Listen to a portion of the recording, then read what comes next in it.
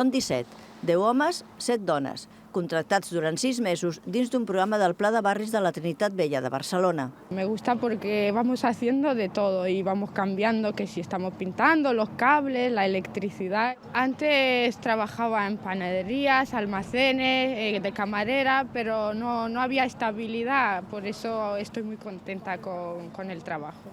I més alegria encara. La Gabriela treballa als edificis on viu, reparant zones i instal·lacions comunitàries.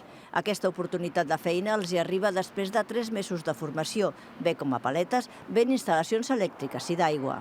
Hace ya bastante tiempo, estuve 3 años trabajando en la construcción de peón.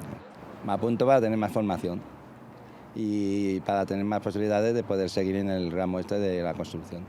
Quan acabin, Formació i Treball, la mateixa fundació que porta aquest projecte, els ajudarà a trobar feina en una empresa ordinària. De moment, el seu treball beneficia també els veïns de 5 dels 9 blocs d'habitatges situats al costat de la presó de la Trinitat Vella. Aquest conjunt d'edificis es va construir el 1959 i en el futur s'han d'enderrocar. Ja s'està fent el primer dels blocs que els han de substituir, però no hi ha data fixada per al reallotjament de tots els veïns, ja que primer ha d'anar a terra a la presó. En aquest mentrestant, intentem millorar la qualitat de vida de la gent que viu aquí. Hi ha poc poder adquisitiu i les comunitats no han pogut fer front al deteriorament de l'edifici, no? Sobretot grans problemes d'humitats, les instal·lacions elèctriques molt deteriorades. Alguns pisos, a més, tenen la llum punxada, fet que incrementa el perill d'accidents elèctrics i d'incendis.